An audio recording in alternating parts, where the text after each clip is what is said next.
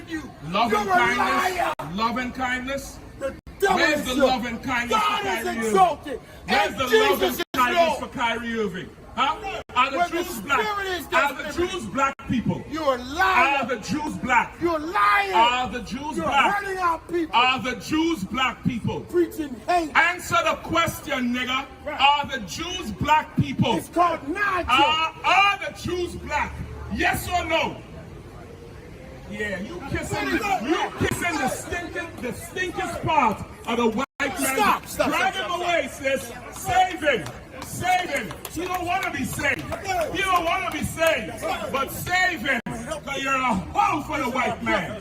You're a goddamn hoe for the white man. You know who he is? That's Nabal.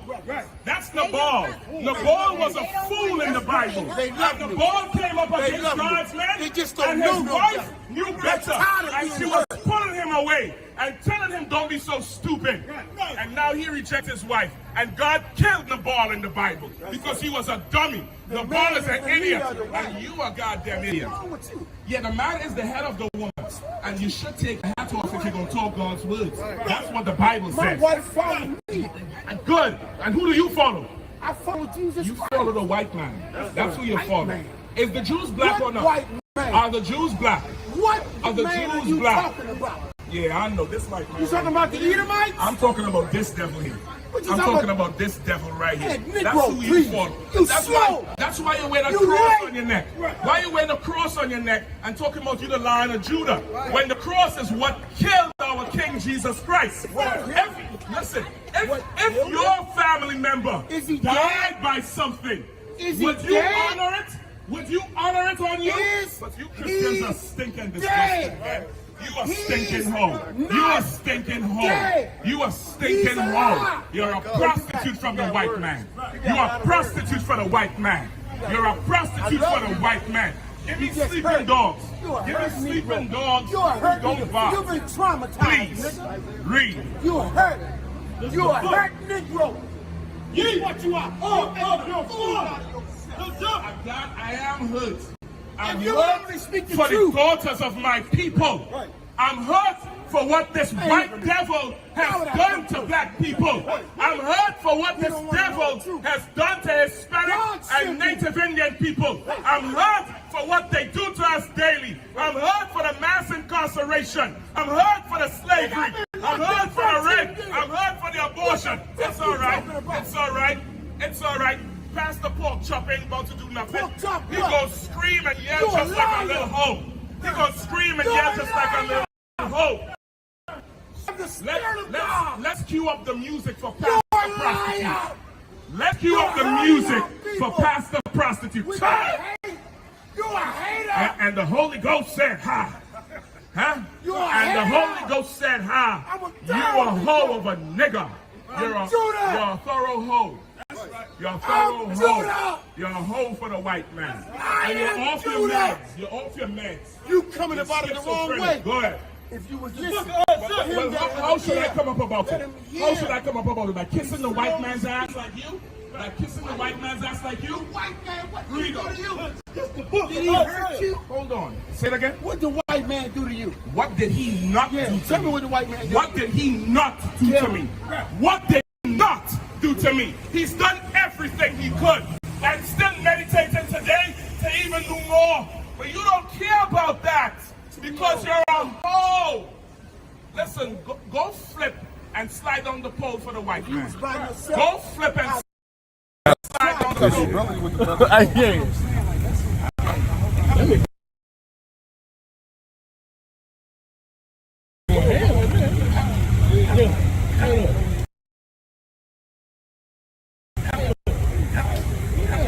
Get to start following God. Right. I know it's something that you probably never heard in your life, but it's something that you must learn to do.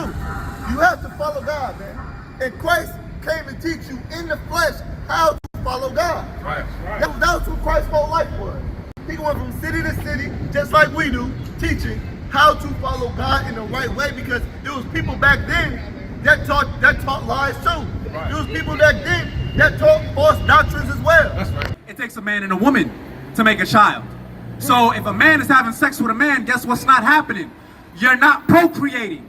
If a woman has sex with a woman, you're not procreating. Right. So guess what? That means our numbers are gonna go down. Population control. Talking about real love. Someone who can put his life down on the line so you can live, man. Keep going. Verse 21. I do not frustrate the grace of God. I do not what? I do not frustrate the grace of God. I do not what? I do not frustrate the grace of God. We don't frustrate the grace of God, man. We don't tarry. We don't wait. We are aggressive, man. And on our aggression, we are going to serve God until the day we die because we got to stay ready. And if we stay ready, we're going to get the kingdom of heaven, man. We're going to get the kingdom of heaven. There's no waiting when you come and serve God. Don't be patient to come and serve God. And in your grace, don't frustrate it. The nations who oppressed you, who stole your land, who took your identity, who gave you bywords, you understand? If you join them, you're going to be destroyed with them. But if you turn to the Most High and keep His laws, statutes, and commandments, you're going to live in that terrible day when Christ returns. What did the Most High say? Read. I will bring plagues. He said I might bring. I will bring. I could bring. I will bring. I will bring. Read. Plagues upon the world. I'm going to bring what? Plagues. What? Plagues. What? Plagues. The Most High is going to bring plagues. And one of those plagues is known as the coronavirus, man. And you're afraid, like Donald Trump said, of the invisible enemy.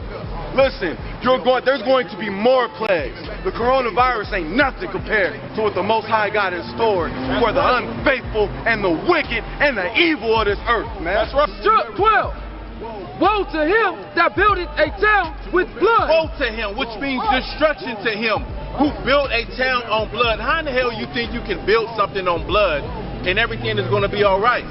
You know, in the world they got something that's called karma. Well, in the Bible it's called you reap what you sow. That's right. You reap what you sow. And what you see right now is a white man reaping what he has sown in this earth, man. That's what he has sown. Bloodshed. You were sadly mistaken, man. Right. This is the death of America. That's what this place is. The fall of Babylon. We have a song in our organization we like to sing. It goes something like this, right? Babylon is falling. So rise no more. Rise no more.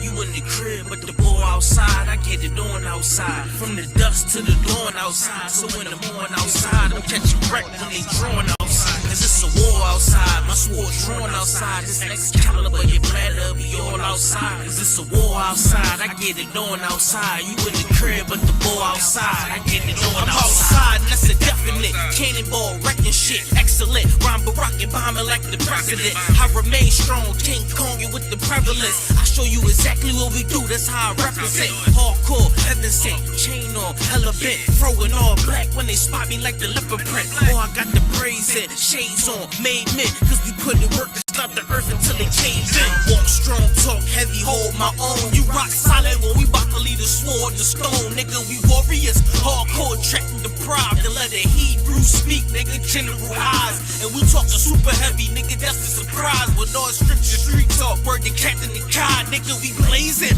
ripping the mic with all facts, doing the knowledge to the max till we cracking the pavement. UPK, y'all the one West Harlem, nigga. We spring forward and they falling like it's hard. I can shake your hand. I can respect you. You understand? I can respect you. You understand?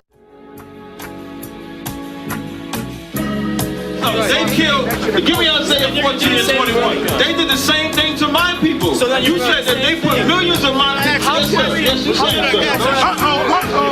Should a murderer go to jail for murdering? Absolutely. Should a thief go to jail when he steals? Absolutely. Should a robber pay back the money he robbed? Absolutely. So why shouldn't the white man pay for what he did? That's right. That's right. You'll see just how it feels. Payback is a dog. It's a dog. Payback is a dog. It's a dog. Payback is a dog. It's a dog. Payback is a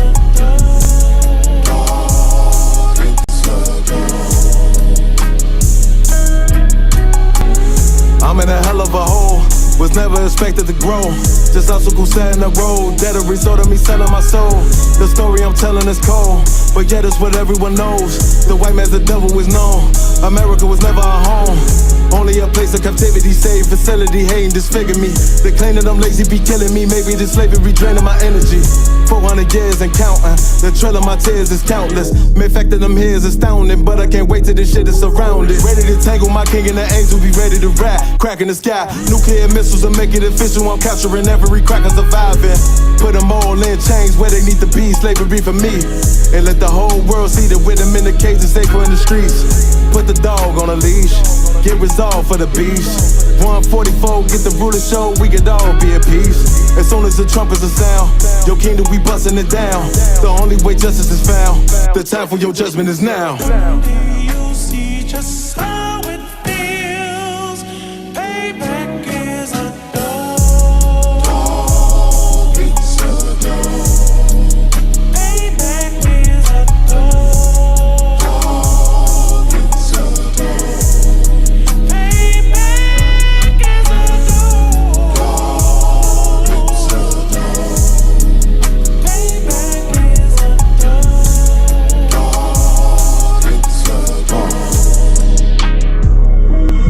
Look, ain't no remorse in my blood slump. It won't be no compromise. Now it's time to feed the worms. Watch his body turn to flies. I clutch iron while you trust the lies. The next Glock I buy gon' be Gen 5. I get it customized. And sending shots off like farewell.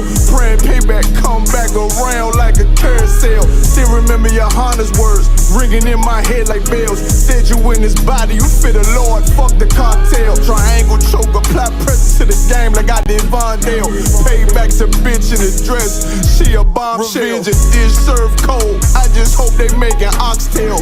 Glock fresh out the box, I swear it got that new car smell. Made myself a target in a world of mass shooters. That was designed fire for our babies to pass through. In the day of our king's reign, I'll be overzealous. They bought my jealous, I bought brand new parabellums. You'll see just how it feels. Payback is a dog. It's a dog. Payback is a dog.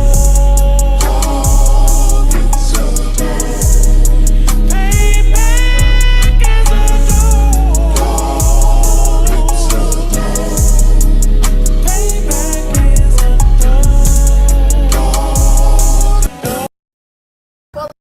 a All right, let's clap it up. Let's clap it up. Hey, this is the Wednesday Law and History class. I'm Precinct Officer Tawaga Bar. I got two of my brothers in here rocking with me. I got the young man up in here.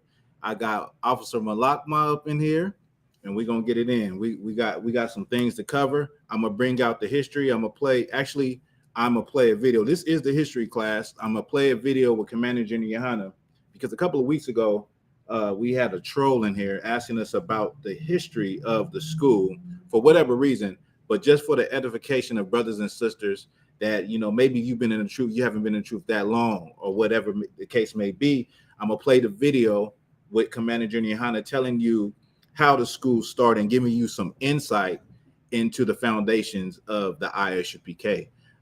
Also, what we're going to get into right now is Kyrie Irving. Give me a 1 if you can hear me. If you can hear me, just put a 1 in the chat if you could, for any brothers and sisters online right now. Or one of y'all can go live and we good? We good to go? The water.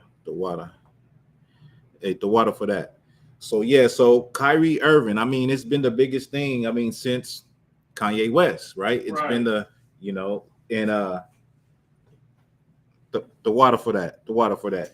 It's been the biggest thing in the last week or so. Kyrie Irving came out and basically said, listen, I can't be anti-Semitic if I know who I am. Ooh, that was a cold cut. And see, we were having this conversation earlier because a lot of like coming up in the truth over the years, what I've saw, and I was telling you this, Malak, what I've saw and how I looked at it was, okay, whenever a celebrity says something like Christ is black, or they say that, yeah, we might be Jews, what I've noticed is that brothers and sisters that are not in the school will, you know, get real excited and share that and, you know, be real ecstatic over something like that. And I would be like, well, the men of the Lord is right here. We're doing the work every weekend in the streets of America and across the globe. The truth is not going to come. The Lord is not going to wake up everybody using a rich man, right? Christ wasn't rich. The disciples wasn't rich. So why in the hell would you think that the Lord is looking to use rich people or people that you know that everybody loves in order to reveal this truth to the world? That was that's how I used to view things, you know. And I said, this is something that in the Isupk, if you've ever been in class, you know that we pray for this. We pray for the Lord to open up the airways and open up the cable access channels and the internet and open it up to the world, this truth to the world, because this truth started in 1969. And this truth is, when you compare the truth to Christianity, Catholicism, Islam, when you compare it to these major conglomerate religions, the truth is in its inception. I was gonna say in its infancy, but what happens before you're an infant? The truth is in its gestation period, right? Because it's just coming out. But now with the advent of the internet and the World Wide Web, it's just spread out. Social media then spread the truth out to the four corners of the earth. And then you have brothers with platforms such as Kanye West or Ye and Kyrie Irving to come out and say this and acknowledge this. And then the backlash that they got for it made it even worse. And I say worse for them, because now everybody said, what the hell is all this about? Let me go look into this. Let me go see what this is all about. Why are they, why every channel I turn on, the media is talking about this basketball player or Kanye West?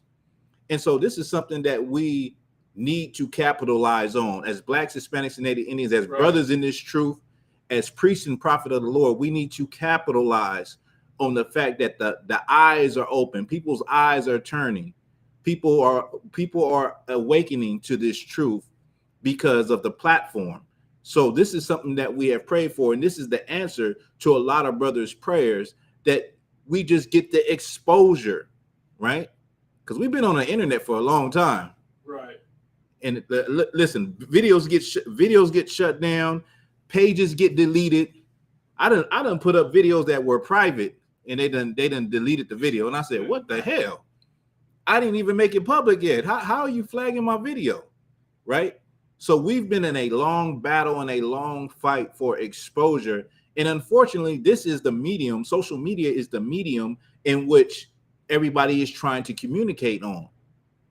But the Isupk has been doing this before the internet, since 1969, on the streets of America, right? So we've been in the ground, boots on the ground. We got it from the mud, the home of the truth, all right? And so Kyrie, they own Kyrie's head right now. And the Nets came back and came with like 6 different things he got to do. And it's just outrageous. They literally are trying to humiliate the brother. If one of y'all could pull it up, I can't do it right now, but if you could pull up the 6 things they're asking this brother to do before he can come back on the team. This is going to show you how devilish they are, right?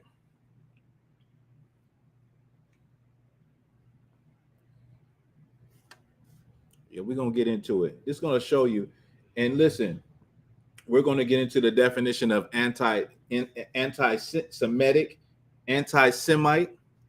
We're going to get into some stuff. I want to talk about I think it was this weekend, Tariq Nasheed took a group of people to the Capitol and they were rallying for reparations, for Black people to get their reparations. So I want to actually talk about 40 Acres and a Mule and the history of that too. This is a history class, so I do want to go over we know the term 40 Acres and a Mule, but I want to go over that history if we could, and real briefly, and then we're going to get into what Commander Gen.Yahanna had to say about the beginning of the school.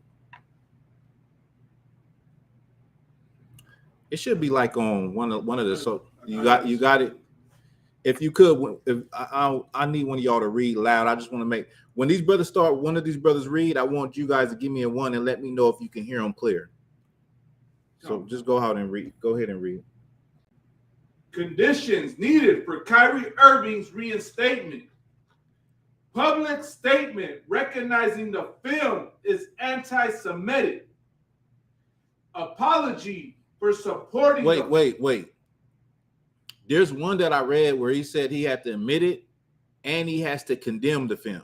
Now, what we're talking about, if you don't know, if you've been up under a goddamn rock, Kyrie Irving shared a documentary called, what is it called? Hebrews to Negroes, right? And this documentary has been around for about 5 years, I believe.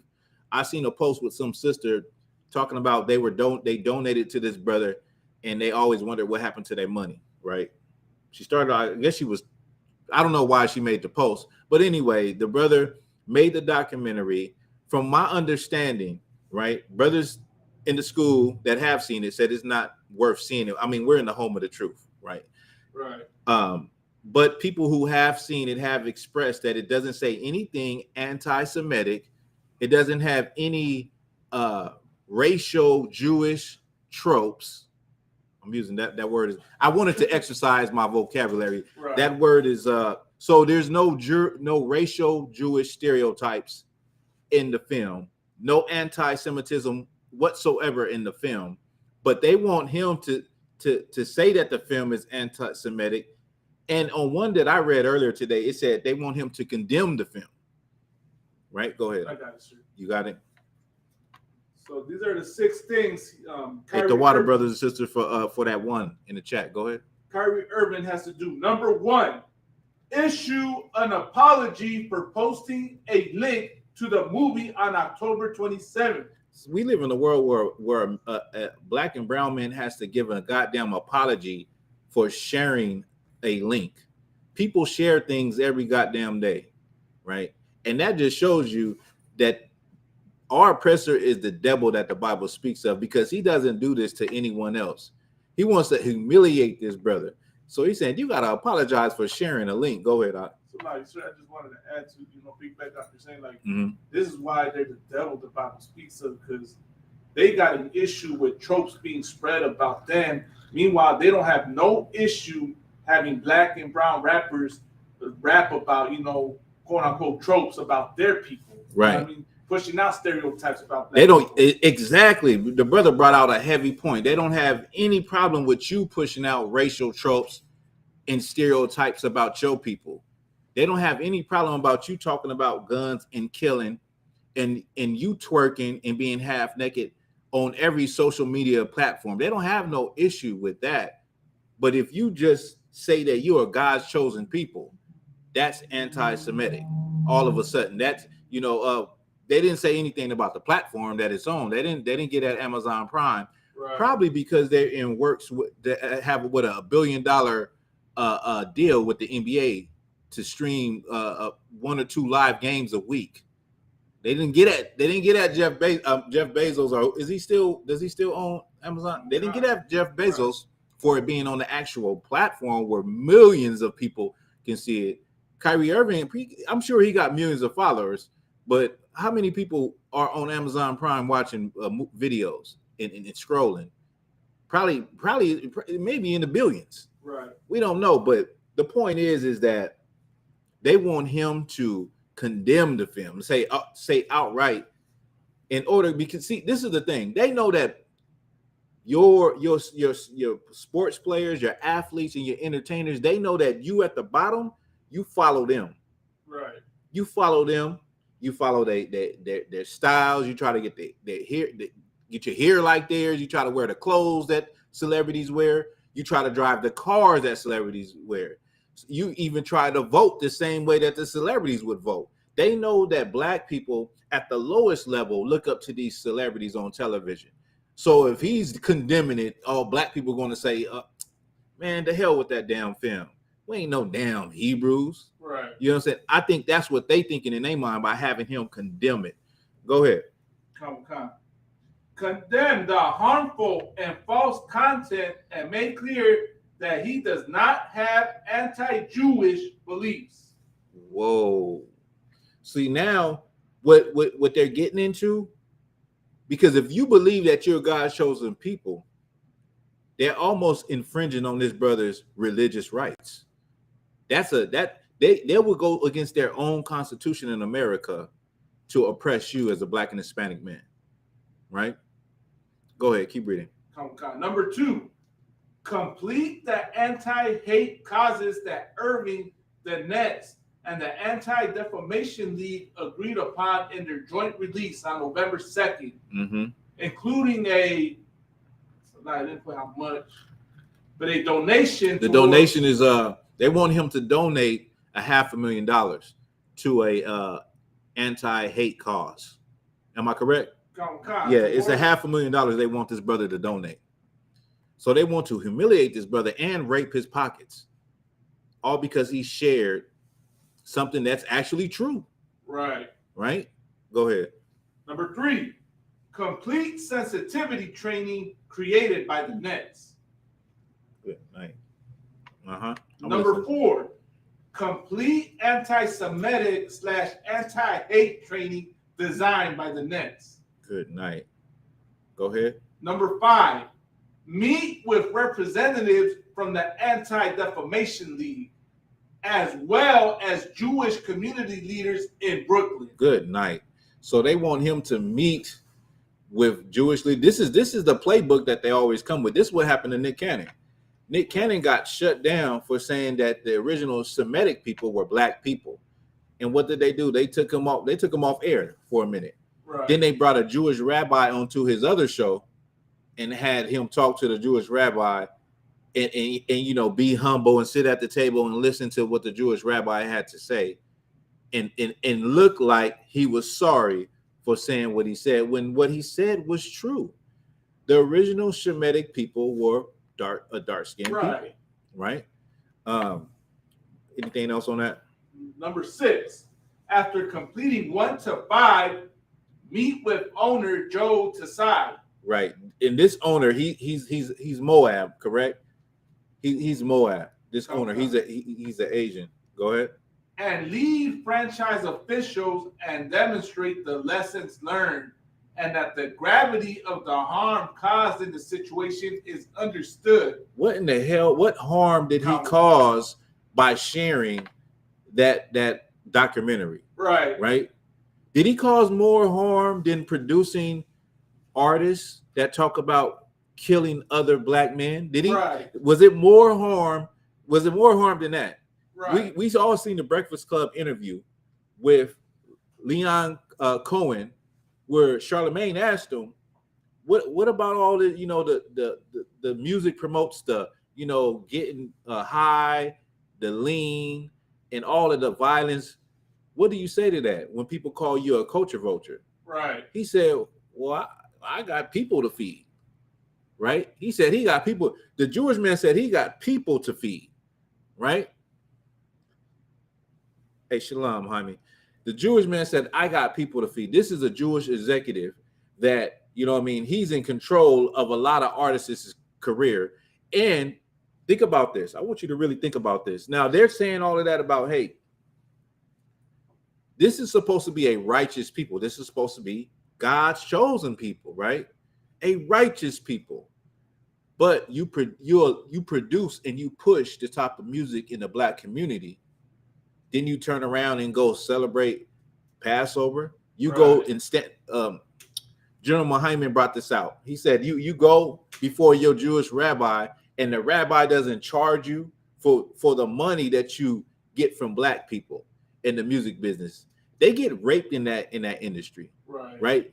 They get 10 cents. They get pennies per sale. I pennies on the dime. They don't get anything compared to the people that is cutting the check. They basically give you some money, right, in a contract, and you have to make a couple of albums with that money, and then for us, we looking at them like they got some bread, when in reality they are in debt to these companies, to these Jewish people. They're in debt. You got to pay all of the money, the cars, the jewelry, everything they did for you, right? You got to pay it back.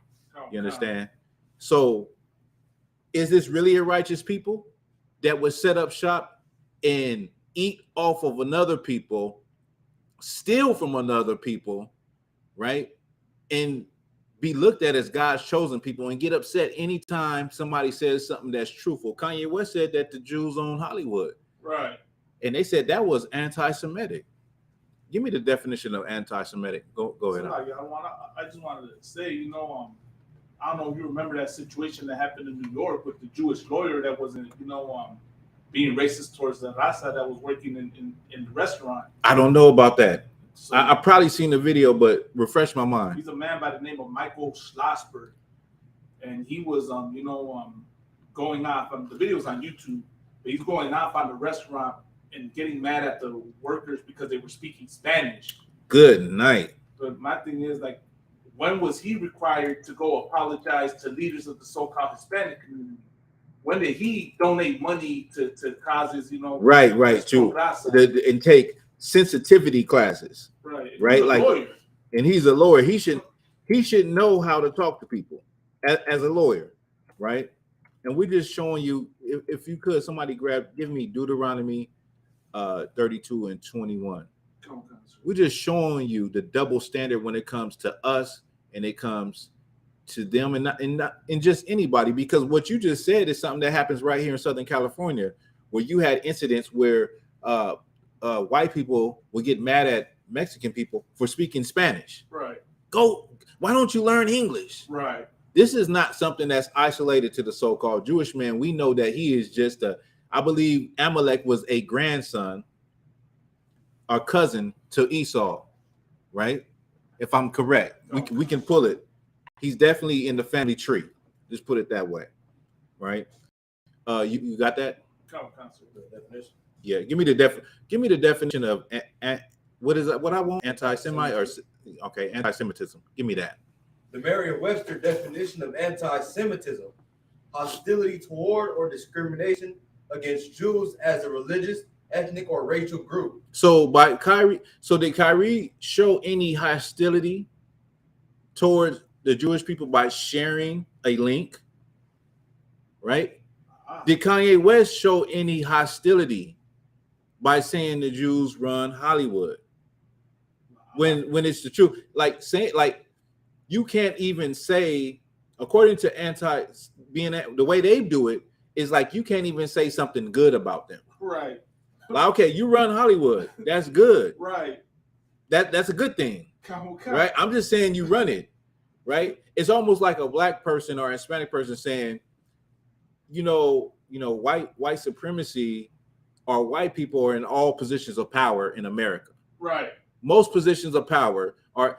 Could you look up how many white? Let's just say we're talking about NBA. How many white owners are in the NBA? I'm gonna show you something. This is what it's like saying.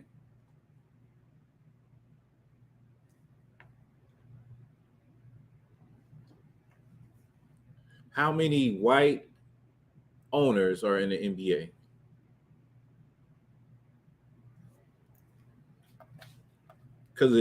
Kanye West said the Jews run Hollywood. There's documentaries on the Jews themselves telling you that they got their start in Hollywood. And that's why when you look up, matter of fact, don't look that up. Somebody look up how many Hollywood producers are Jewish. Let's see. If you listen, I'm gonna show you something.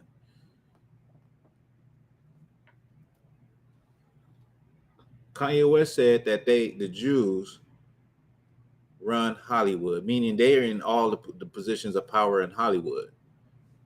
And that was considered anti-Semitic or hostile, showing hostility. The definition, let me read the definition. I got the definition right here. Hostility toward or discrimination against Jews as a religious, ethnic, or racial group. So that was showing discrimination and hostility when he said the Jews run Hollywood. And I'm trying to make a point. I'm trying to show you how it could mean one thing to them, but in reality, that is not even the case. Y'all find anything on the Jews? How many Jews are? Go ahead. I found this one that says how come 50% of billionaires in the USA are Jewish when Jewish people only make up 1.4% of the population? Good night. So 50% of the billionaires in America are Jewish, but Jews only make up what, 1% of the population? They only make up 1% of the population. So how could that be? But that is a fact. That is something that we just pulled off the internet. That is a fact about them. And then you walk down the street or you on social media and you say, yeah, 50% of the Jews are 50% in America. And then they say that's anti-Semitic. What the hell are you even talking about? It's the truth, right? As a black person, growing up in America as a black person, you could say that all KKK members are white. That's the truth. Am I'm anti-KKK? No, it's the truth. Am I anti-white? It's the truth, right? And so you see how they flip it. And in this situation with Kyrie Irving, this just shows you that they are the devil that the Bible speaks of, right? Because the brother ain't did nothing to warrant the kind of response and the hate that he's getting, not only from the NBA, the NBA commissioner, the Nets owner. What they need to do is prove or show in that documentary what parts of that documentary are anti-Semitic. That should be the burden of proof for them, right? Now they putting this brother on the back burner and they trying to humiliate this brother. They should be able to prove exactly. Everybody can go watch it, and I'm sure they got the money to spend. $14.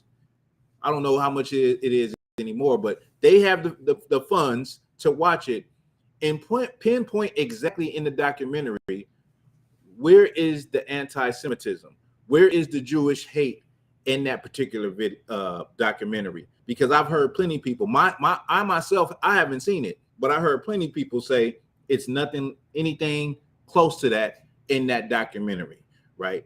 The real thing is that the world does not want you to wake up. Give me Psalms 83.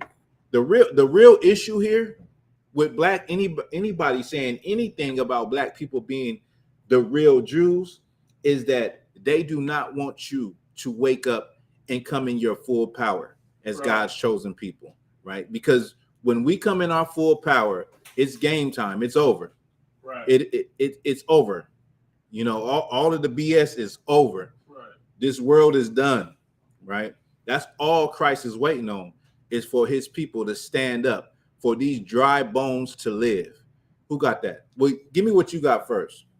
I consider, like, I would say they did I guess they doing a really good job at censoring the internet, because I cannot find anything on there that says, you know, how many of them are Jewish. Oh yeah.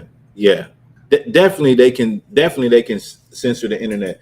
It's on there. You just have to dig for it. It's not on the top of the results. You know, they can put things in the back. You got to go through about 10 pages to find something, you know what I mean? Whereas if they're trying to sell you something and you search it, you don't even have to search it. You talk about it and it'll pop up on your feed. They got that type of technology now. If you could give me Psalms 83, you got that? Start at verse 1. Is that what I want? Yes, for Deuteronomy. The nations. I did ask for Deuteronomy. We'll get to Deuteronomy 32, but give me that. The book of Psalms, chapter 83 and verse 1. A song or psalm of Asaph. Keep not thy silence, O God. Hold not thy peace and be not still, O God. For lo, thine enemies make a tumult. Thy enemies make a tumult. The enemies of God.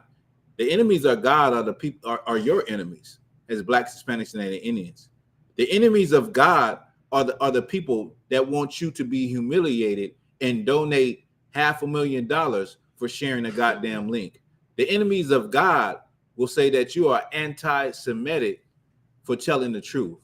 Those are the enemies of God. Go ahead. For lo, thine enemies make a tumult, and they that hate thee have lifted up the head. And they that hate thee have lifted up their head. Black and Hispanic men, those that hate you they have lifted up their head. They have looked at you with disgust and disdain. And the minute that they see that you are starting to wake up, they are trying to crush you. They're trying to shut you down. You understand? But you can't stop this. You can't stop the truth. You cannot stop the power of the Lord. Go ahead. Verse 3. They have taken crafty counsel against thy people. They have taken crafty counsel against Blacks, Hispanics, and Native Indians. What is a crafty counsel that they have done in the history of us? Any brother? Claiming to be the chosen people. Claiming to be the chosen people of God. Another crafty counsel is putting yourself up as the image of God. White Jesus. That's crafty counsel. What is a crafty counsel they do inside of our communities? The music is crafty counsel. By having us produce music that only destroys us. Right. You know what I mean? That doesn't encourage us. Right. Having us, we're already in a, coming from a low state. Most Black and Hispanic men, aspire to play sports, aspire to be a rapper. Right. These are the main avenues that our people aspire to be in entertainment or in sports. Right. Go ahead. Verse 4. Verse 3, they have taken crafty counsel against thy people and consulted against thy hidden ones. They have said, come and let us cut them off from being a nation. They have said what? And come and let us cut them off from being a nation. They have said, come and let us cut them off from being a nation. They don't want you to be a nation. They don't want you to be in unison. They want you to be up under their foot. They don't want you to remember who you were in the past. They don't want you to realize that you come from the greatest men on the planet Earth. They don't want you to remember that you come from a man named Isupk. They don't want you to remember that you come from a man named Judah, a man named Ephraim. They don't want you to remember your forefathers, right? Go ahead. Verse, that the name of Israel may be no more in remembrance. For they have consulted together with one consent. Say that again. For they have consulted. No, go back again, up again. That the name of Israel may be no more in remembrance. That the name of Israel may be no more in remembrance. That when you say that you're Israelite, when you say that you're God's chosen people, people will laugh at you. People will call you an anti-Semitic person. Right. People will say you're hateful and you're showing hostility when you're reclaiming your heritage.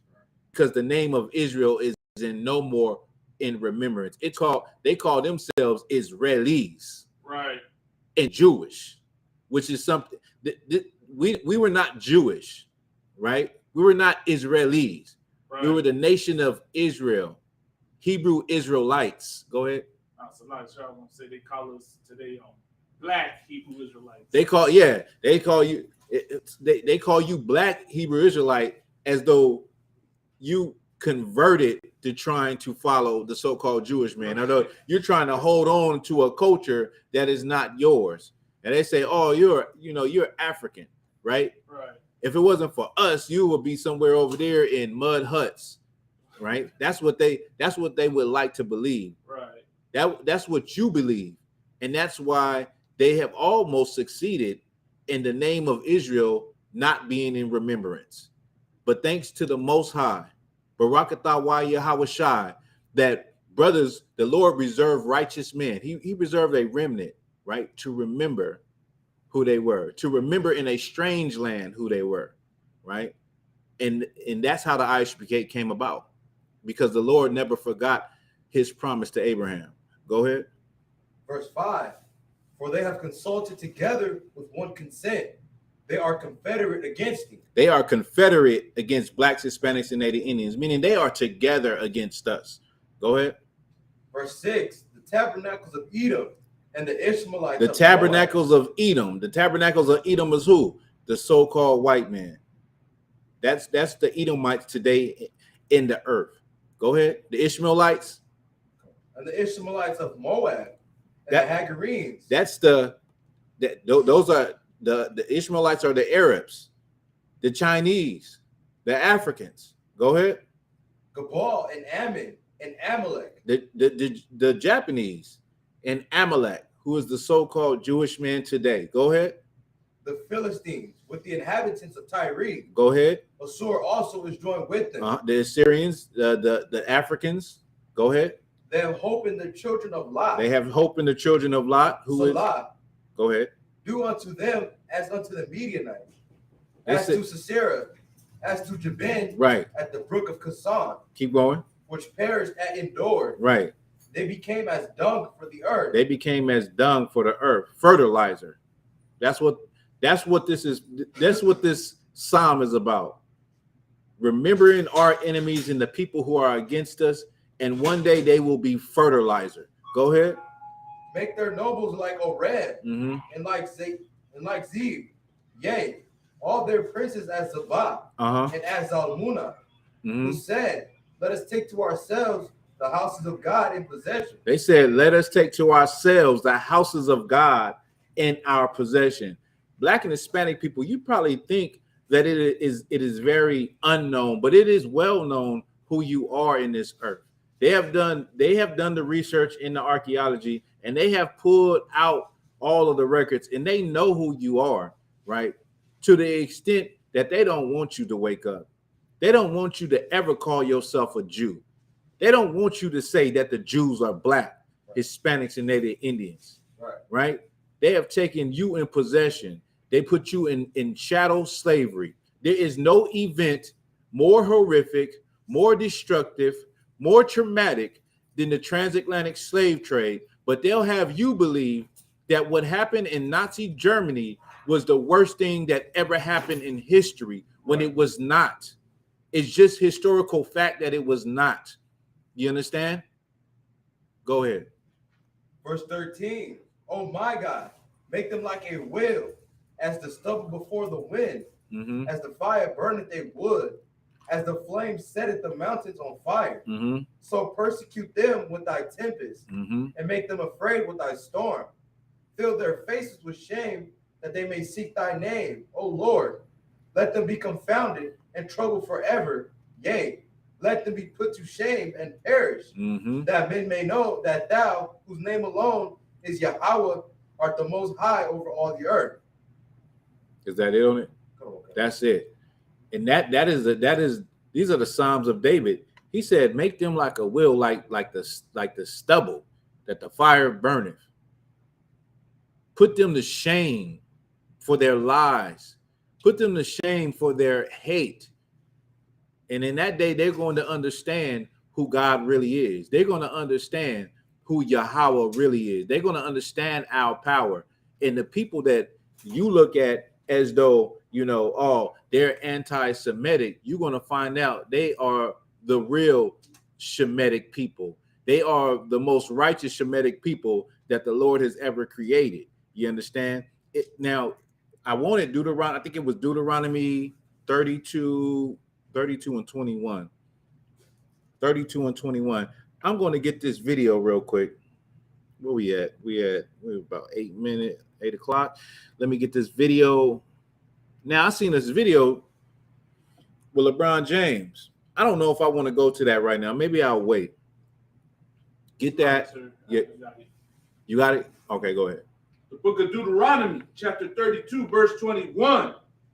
They have moved me to jealousy with that which is not God.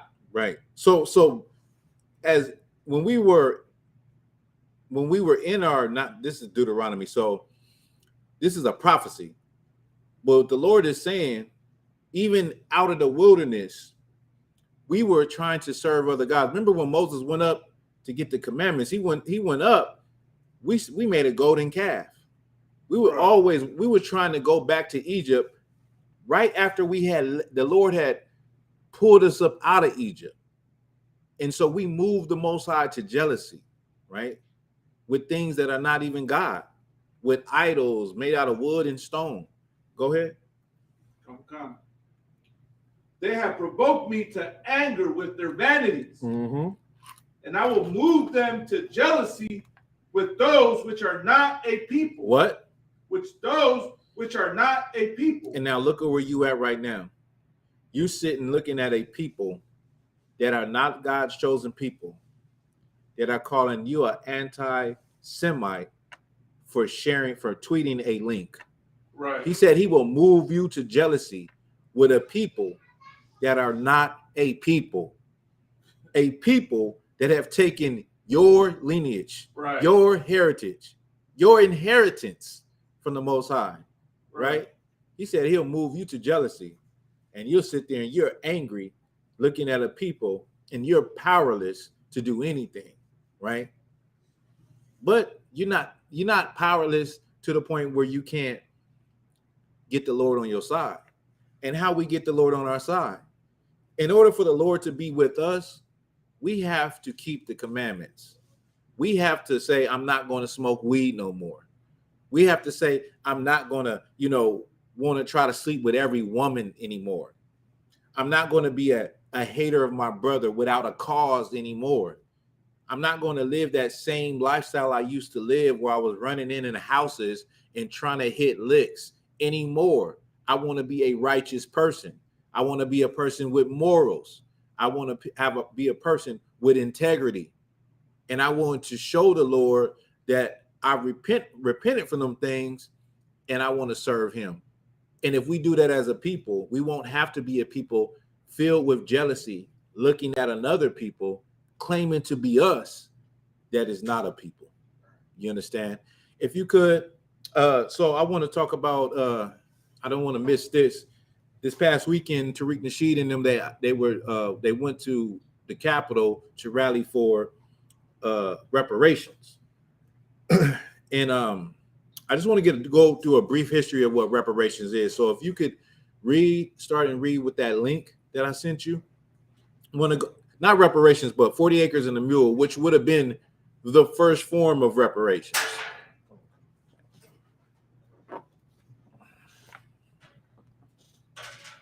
Start. Yeah, go ahead. The short-lived promise of 40 acres and a mule by Nader Karim Naidoo. As the Civil War was ending, recently freed Black people were promised land to start independent lives, but Lincoln's assassination led to that plan's demise. That the question Secretary of War Edwin M. Stanton suggested Union General William T. Sherman posed to 20 Black pastors in Savannah, Georgia, as the Civil War neared its end and enslaved African Americans neared freedom.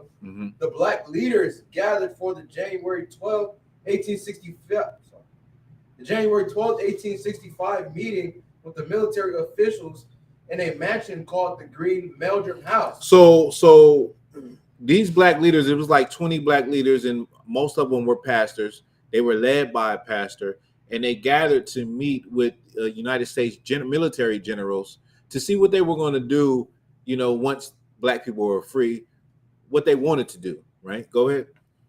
They explained that they didn't want to live among white people as they feared it would take years for racial prejudice to dissipate in the South, Instead, they wish to live amongst themselves on their own land. Good night. I don't know if everybody heard that, right? If you can give me a scripture, being a separation scripture. Read that all over again, right? This is why I wanted to read about this. Now they were promised. There was some land that was South Carolina, right? Was that South? Where the meeting was in? No, the land that was promised. It was land on the coastline, right? And this land was 40 acres. Everybody was supposed to get 40 acres. And what I don't think that was in the actual agreement, the mule, but I don't know. I can't really remember how the mule got into there, but I don't believe it was in the actual agreement. I'm fast forwarding it. The point is, what the young man just read is that when they sat down with these white generals and made this an agreement, they didn't want to be around white people. Does that mean I'm anti-white? It's the truth. Right. It's history. It's the truth. You know what I mean? Usually the sky is blue. Right. Does that mean I'm anti-gray sky or like or anti-blue? You know what I'm saying? Right. It's the truth. You see the games that they play. Kanye West, he said the truth. We're Semitic. Nick Cannon, he said Semitic people are black people. It's the truth. So now you gotta hate everything. You hate what you're talking about because it's the truth. You hate Jews because they do run Hollywood, and you said they do, but they do. We're in Hollywood all the time, right? We see Jewish people all the time. Right. You know what I mean? But they don't come up to it. I don't know. There's something about the way we look. They rarely come up to. I'm itching for one of them to come up to me. Go ahead. So last year I want to say, this one time right before we started the camp in Hollywood, we had a U-Haul truck pull up. Right. And it seemed like it was like a pro-Amalekite. You know what I mean? Like it's a pro-Jewish, but it's heavy because they came up to us, right, trying to antagonize us. They're saying like, yeah, we're the fake Jews, and yeah, we suck on baby penises and this and that. Oh my goodness, man, that shit we didn't record them, but man, they were admitting that they were fake, that they do, and all the things that they do. Right. At us. Yeah. So that's why we always got to have a camera ready and catch them. So if you could read that again.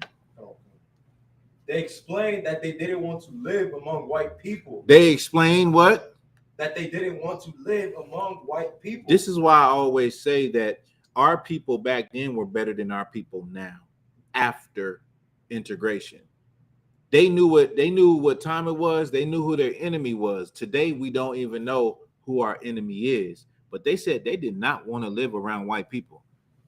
They wanted their own land, and they didn't want to have to be around white people on their own land, right? That sounds like heaven to me. Go right. Read it from the top again.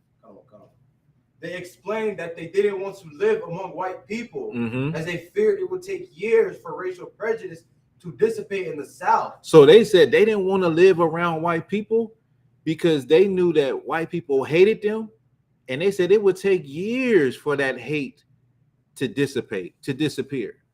Well, guess what? We're in 2022, going on 23, and that hate has not dissipated. Right. They were right. You understand? In what they wanted. They were right and wanted to be separate. If you could give me a scripture, a separation scripture. Sir, I got Deuteronomy 7:6. I'll take that. The book of Deuteronomy, chapter 7, verse 6. For thou art an holy people unto the Lord thy God. The Lord thy God hath chosen thee to be a special people unto himself. The Lord chose you to be a special people unto himself. Keep reading. Above all people. Above all people. You're above all people, Black and Hispanic, Native Indian people. You just don't know you're above all people. All you have to do is just look who's the best and greatest everywhere. You're the best and greatest everywhere, but there's always somebody behind you putting a battery in your back.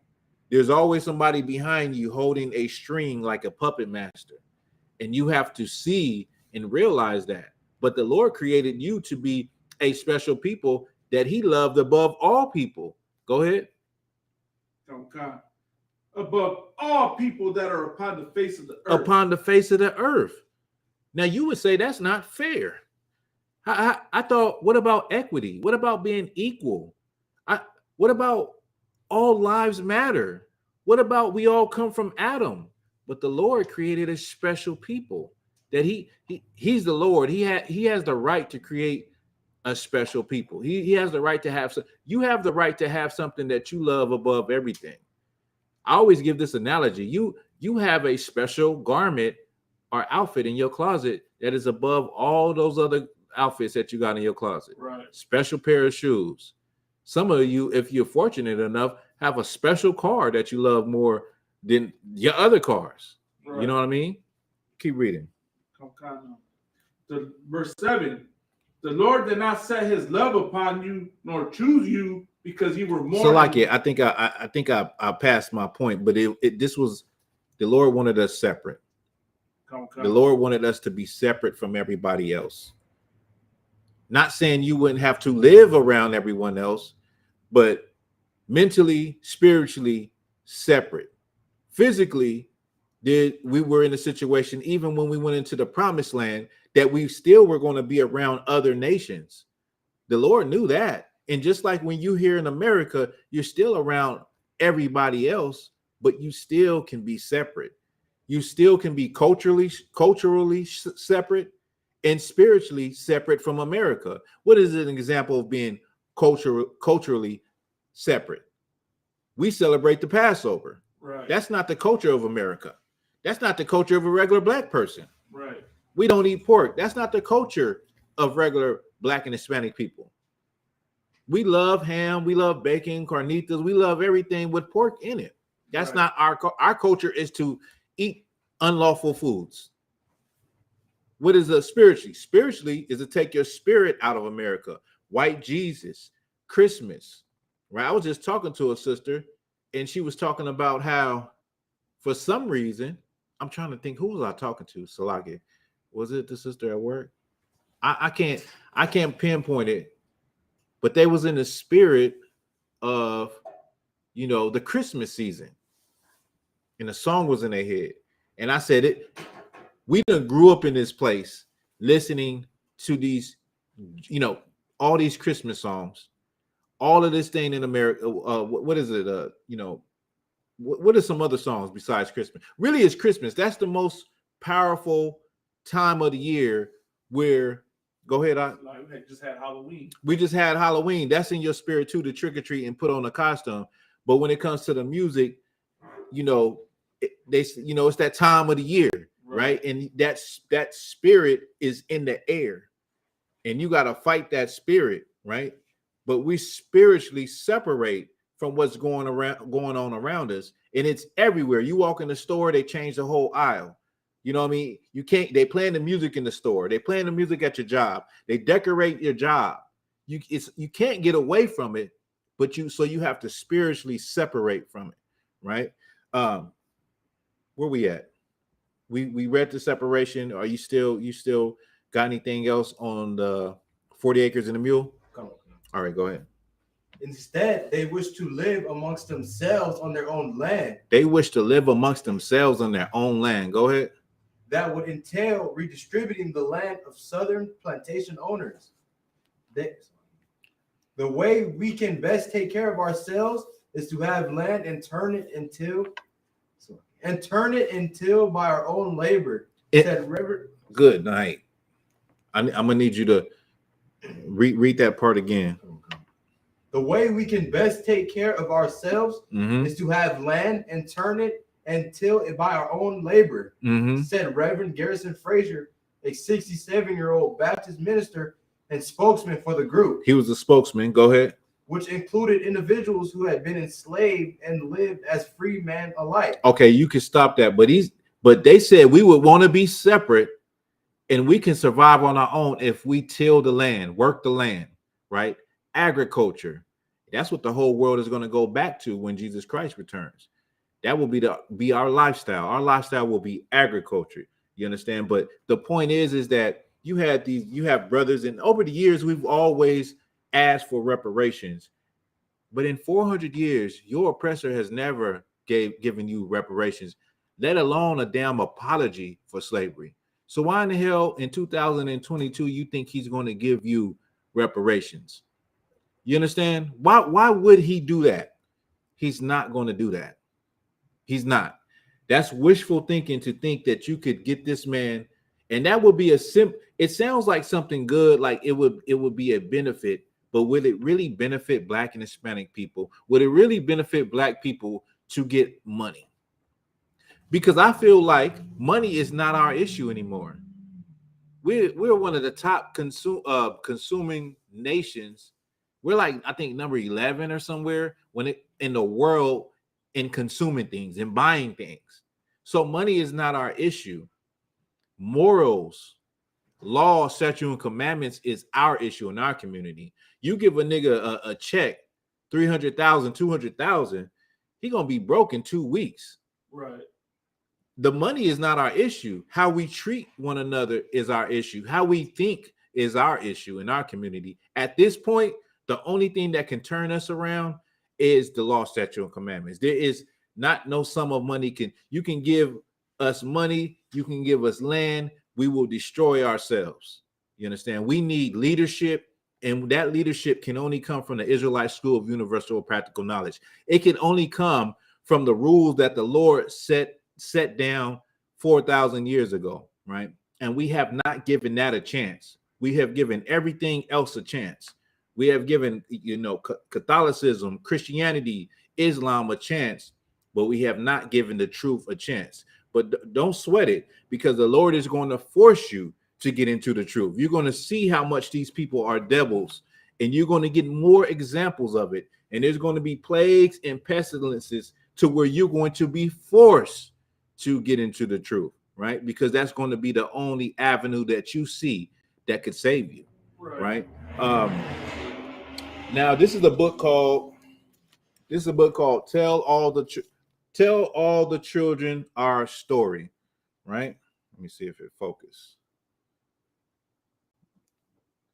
Right? Let me see. Who is it written by? Tanya Bolden. So if you want this book, that's the author. If you want to look it up, we're going to read a story from a brother real quick, if you could. This is page 41, and I want you to just read the first paragraph on page 41, the first paragraph up there.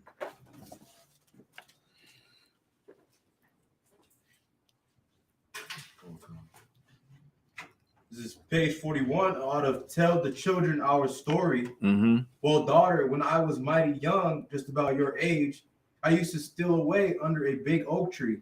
And I tried to learn my alphabet so that I could learn to read my Bible. So this brother, he used to go hide under a tree and try to learn his alphabets so that he could read his Bible. Go ahead. But one day the overseer caught me, and he dragged me out on the plantation, and he called out for all the field hands. And he turned to him and said, "Let this be a lesson to all of you darkies." Now stop this. One day the overseer caught him doing this and drug him out in front of all the slaves and said, "Let this be a lesson to all you darkies." Go ahead. You ain't got no right to learn to read. He said, "You ain't got no right to learn to read." Go ahead. And then, daughter, he whooped me, and he whooped me, and he whooped me. So the overseer beat him. Go ahead. And daughter, as if it wasn't enough, he turned around and he burned my eyes out. He said, if it wasn't enough, this is an old man telling his daughter why he ain't got no eyes. He said, if it wasn't enough, he turned around and burnt my eyes out. Now, you as Black people got your eyes burnt out from trying to read the goddamn Bible. Right. Made an example of in front of other slaves. That's exactly what you see here with Kyrie Irving. Now the thing is that you are made an example because you posted or you shared a link on Twitter. Right. Your oppressor is the devil that the Bible speaks of. Right. How you say oppressor in Spanish? Opresor. oppressor, right? Your oppressor is the devil that the Bible speaks of. You understand? That is it. That is what you have to understand, right? Because what happened then is still happening now, even with a brother with millions of dollars. There's a book called $40 Million Slave where it talks about the beginnings of black people in sports and how playing sports was a way to get up out of the hood. And it starts off with the story of Tom Molyneux, a slave boxer. He come from a slave family. His father and his brothers used to box on the plantation, and he was knocking everybody out. And he fought his way out of the plantation and ended up leaving America, going to England to fight the white champion of England, right? Of Britain, right? But that is your whole life. But in being a sports figure and rising above, like getting out of the hood and getting to another level of status where even white people love you, you still are a slave because you can't even speak the truth. You can't even say, listen, I'm God's chosen people, without the whole world trying to fall down on you, right? You can't speak the truth even as a millionaire. And that goes to show you also all of those brothers that came against Kyrie Irving. You had Stephen A. Smith. He talked about everybody. You had Shannon Sharp. Richard Jefferson, LeBron James. Excuse me. We won't get into a video right now with LeBron James. What if you could give me what LeBron James said? Somebody get that. I'm finna pull up this video. I'm gonna cue this up. I'd seen this today and I was disgusted, man. I was absolutely disgusted when I seen this video. I don't know when it happened or what, but the timing is perfect.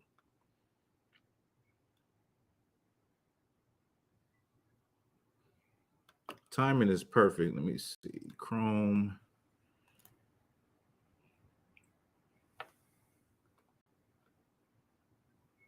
All right, sir. You got it. Go. Tell me what LeBron James said. Read it loud so the people can hear you. Okay. LeBron James quotes, "I believe what Kyrie did caused some harm to a lot of people."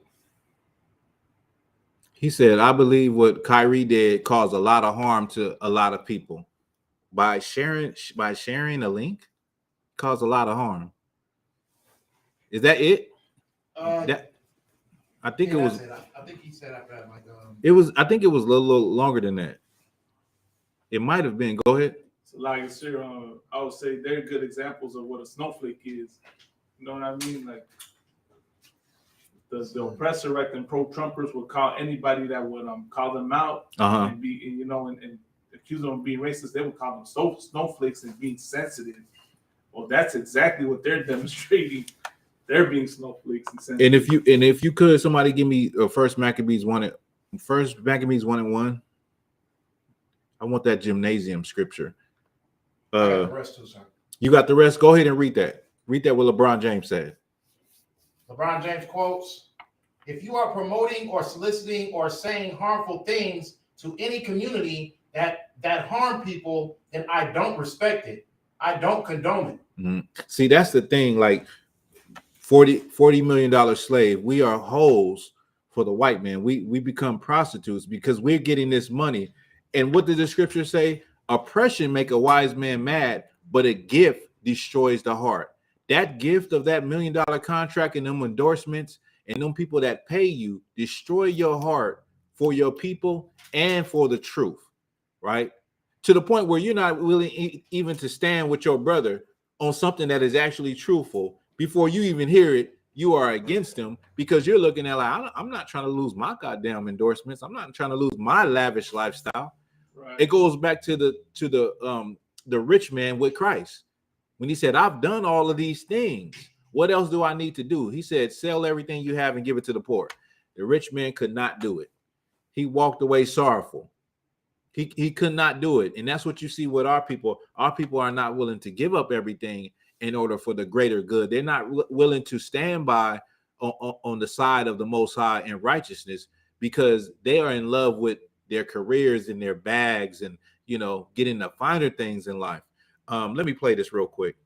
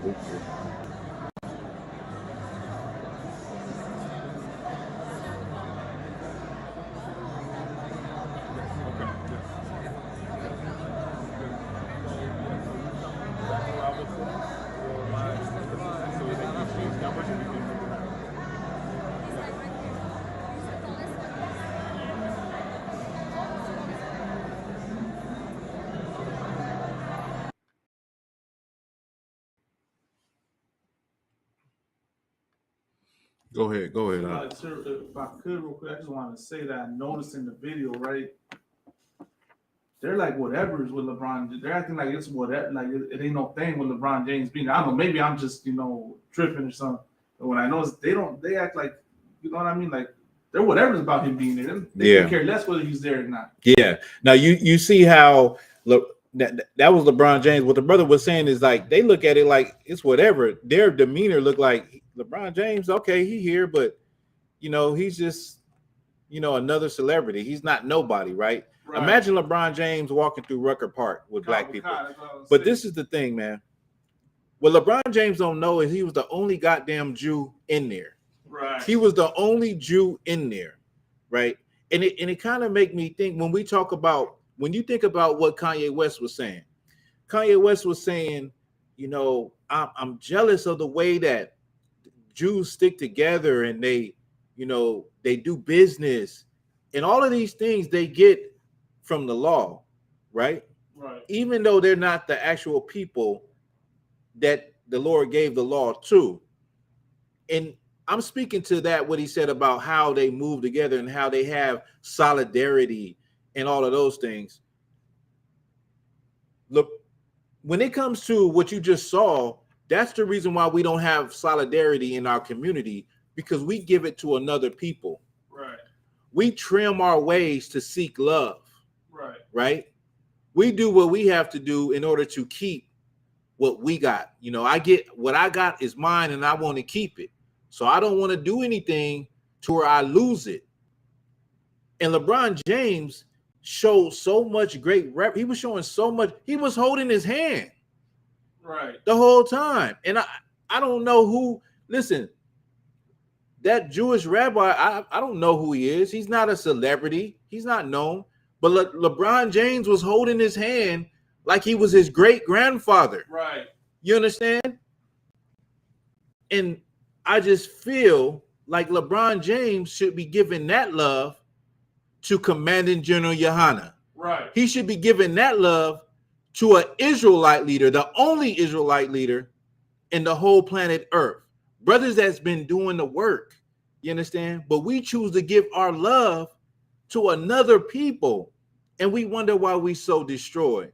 And it's not just LeBron James, it's other celebrities and entertainers. When they in a position like that, we would rather give our love to another people instead of giving it to who deserves it. A brother that is not famous, a brother that no one knows his name except if you're in the truth, but the Lord knows his name. It's Commander General Yahanna. Since 1969, we've been here. We've been doing the work, and you giving your love to a people that you are better than. If you could, where we at? Give me First Maccabees, and then I'm going to go to a video. I'm gonna play a video. The video going to be like 20 minutes, about 25 minutes. with Commander Gen.Yahanna, giving you the breakdown of how the school started. Please take notes, right? I believe it's First Maccabees 1:1 with the gymnasium. Let me see if I want to make sure I covered everything I want to talk about. I think I did. Go ahead. Sir, I have the First Maccabees 1:1. Give me that. Come. The book of First Maccabees, chapter 1, verse 1. And it happened after that, Alexander, son of Philip, the Macedonian, who came out of the land of Kittim, had smitten Darius, king of the Persians and Medes, that he reigned in his stead the first over Greece. So this is for people that say that history is, the Bible is not history. It's giving you history. Alexander the Great is in the Bible. If you look at the history of Alexander the Great, it says the exact same thing about the history of him, how he conquered everything. And then he died at a young age, and his kingdom was split in four, I think it was four, to his four generals. Keep reading. Verse 2. Are we going to get to it? I don't know if I did I get the is that the one with the gymnasium? Salaki, I don't want to let me help you out, because I might have given you the wrong precept.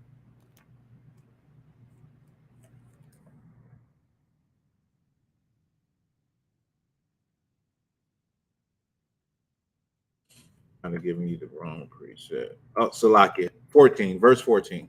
Okay. The book of First Maccabees, chapter 1, verse 14. Whereupon they built a place of exercise at Jerusalem, according to the customs of the heathen. So now the Greeks had conquered Jerusalem. They had conquered the Holy Land, and they built a place of a gymnasium in Jerusalem, right? Just like how you go to the gym today, they had gymnasiums with the bathtub and the steam and exercising, and a place of exercise. Right. The same thing. This was instituted by the Greeks. This was not a an Israelite custom. Not saying that we didn't play with our hands and do combat and all of those things, but just the idea of a place to go and exercise. Well, in ancient Greece, it was a big place. It was a place not where you would go do all of those things, but it was a place where you also would do sexually deviant things, and you would do it was a place like to hang out, like a hangout, right? The place of exercise. Keep reading. And made themselves uncircumcised and forsook the holy covenant. And they made themselves uncircumcised and they forsook the holy covenant. So they loved this place so much, that's what they started doing. Keep reading. And joined themselves to the heathen. They joined themselves to the heathen. And let me just say also is that a lot of times we would end up inside of the Colosseum. We were those gladiators fighting each other and fighting wild beasts for the entertainment of the ancient Greeks and Romans. Go ahead. And were sold to do mischief. Now, verse 16, now when the kingdom was established before Antiochus. Salaki, you could drop that right there. But this is the start of sports as you know it, right? We have always been the entertainment of another people. This is the start of the idea of us being in a Coliseum. And everywhere you go around America, they have Coliseums set up where 90% of the people in the Coliseum is Blacks, Hispanics, and Native Indians entertaining everyone else. Go ahead. Like, sir, just have a question. Go ahead. Is Antiochus the same thing as Antioch? No, Antiochus is Salakia. That was a Greek ruler. Oh, Antiochus Epiphanes, right? Yeah. So you can drop that. So now I'm gonna get into this video. Give me 1 second to cue this up, and we're gonna listen to Commander Gen.Yahanna.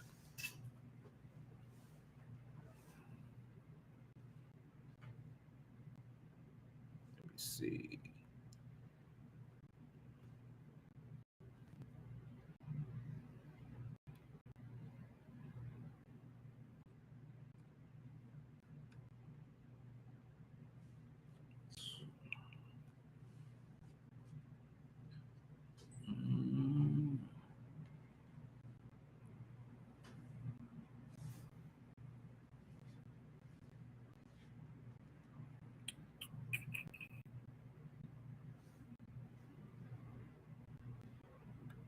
There we go. And we will get this popping.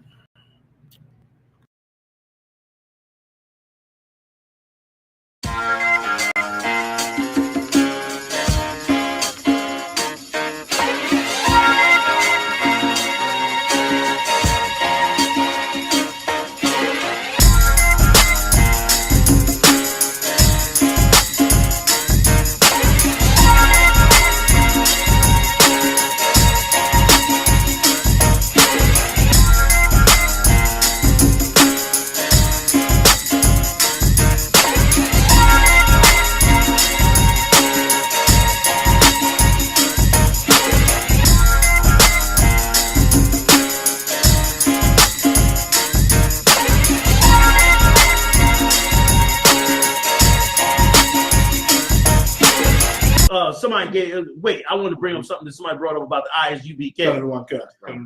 Because it was brought up that about the ISUBK and about somebody asked about the ISUBK and about what was the specific question? I believe it was about the history. Something about the history. I'm trying to just remember what they asked. The 12 tribes. Oh, right, that's it. They said that Ariel did not come up with the 12 tribes, that it was Abba Bibbins that came up with the 12 tribes. Okay, let me just say this. Whoever said that is a dirty, stinking liar. That's right. Either they a liar, I don't want to just call them a liar outright. Either they lying or they do not know the history. Right. Now, listen to me good. I know I'm young and dashing. That's right. However, I done been around for a while.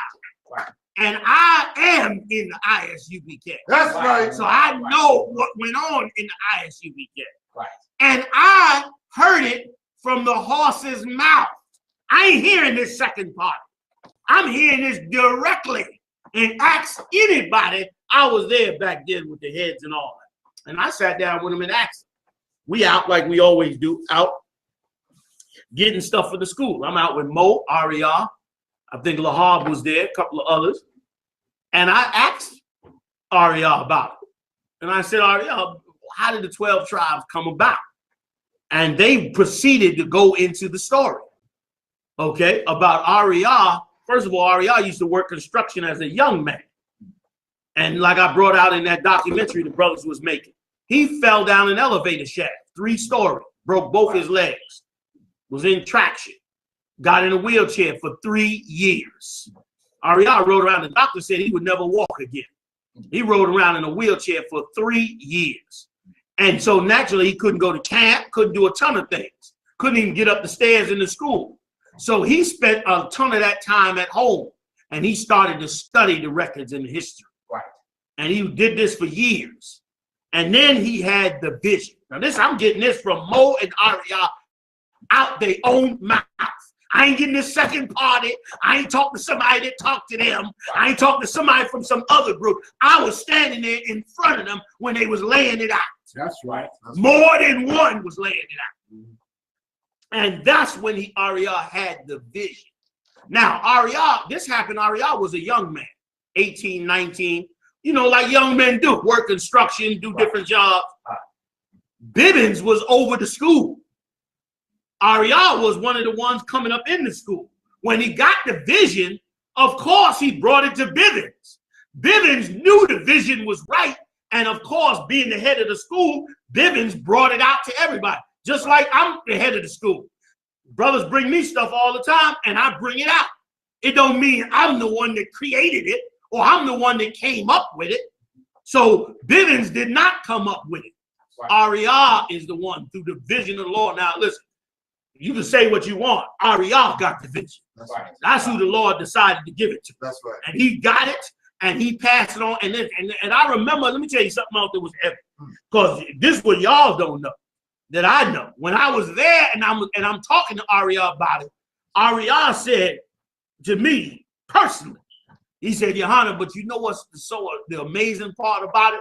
I said, what, Ariel? He said, when I got the vision, we knew nothing about archaeology and history. Because the Israelite school of UBK didn't heavily go into archaeology until Yeshaya started going heavy. We had some artifacts about Israel being in Egypt, Israel being black, but we hadn't touched the Middle East till the 80s. We hadn't touched, not the Middle East, we hadn't touched the medieval times. We were still studying and developing those things during them times, back in the 80s. Once again, I was there.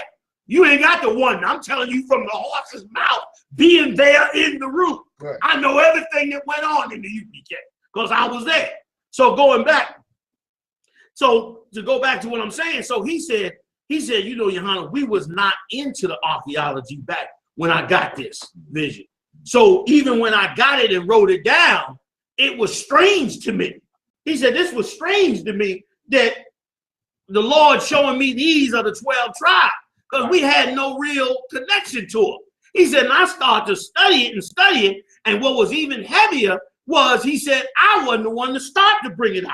It was Yeshaya that started to bring it out. And that's when we all start digging up all this history, Russian icons, you know, nature knows no color line. We brought that back up. Lost tribes in promised lands.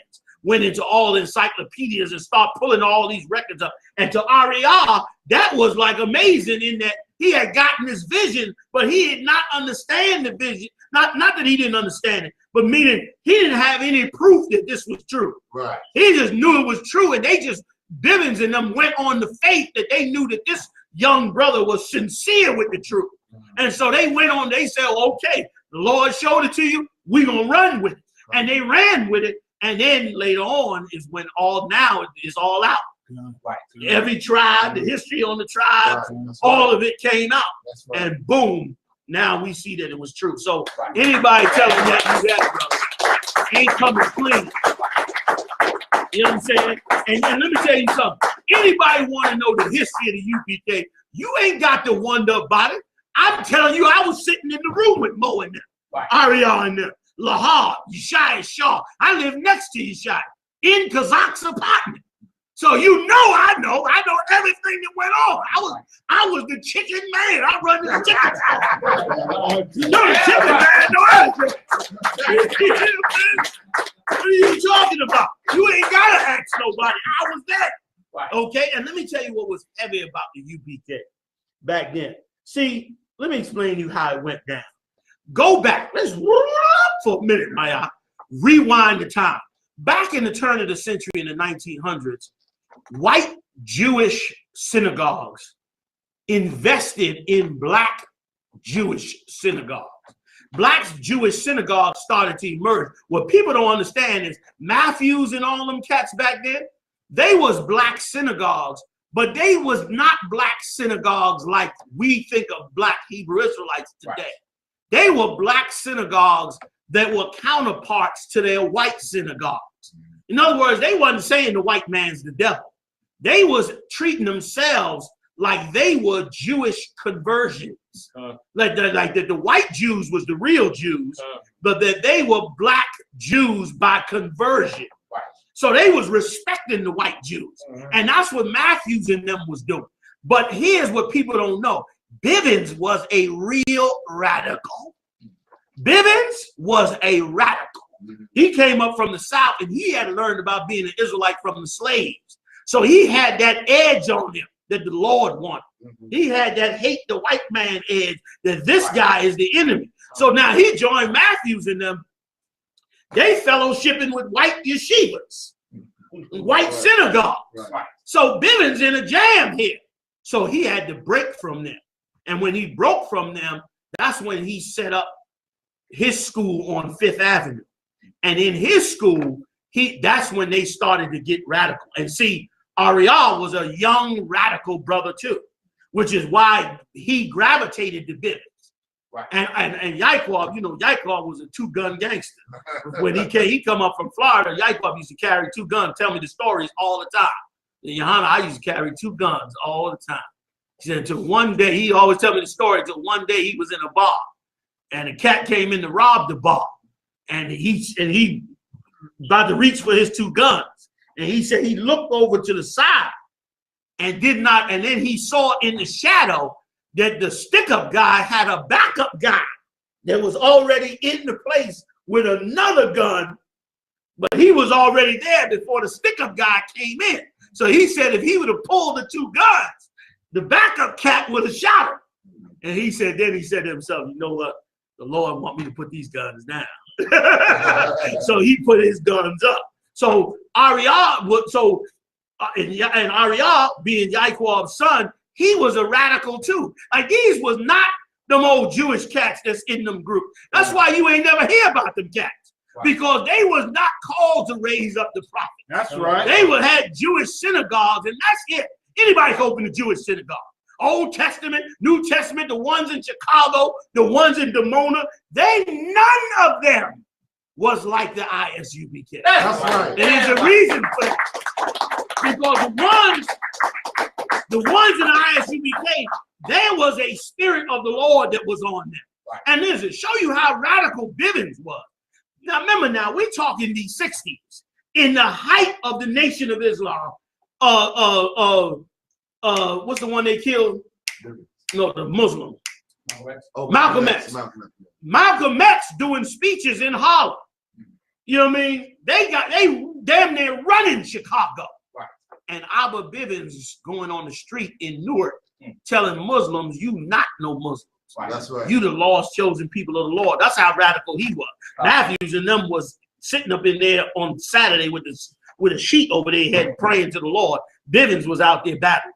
Right. He was radical. And when they killed Bivens, then of course it was a whole bunch of power grabbing in the school that Bivens had built. So Masha Yaqub took Yaquab's son Ariyah, and the three of them came around the corner and rented 1 West 125th Street from Mr. Mills. Mr. Mills ran Mills Security. He had started Mills Security in the 60s, became wealthy but by giving black people jobs as security guards. He eventually bought the building. Once he bought the building, he knew them from around the corner and rented them out 1 West 125th Street. And that's how 1 West got started. And if you go back and check, they was trying to break from that whole vibe of the white Jews, because the whole reason it became universal, remember it's Israelite School of Universal Practical Knowledge. Originally, it was the Israeli School of Universal Practical Knowledge. Why? Because back then, everybody was, like I said, tied to the white Jews.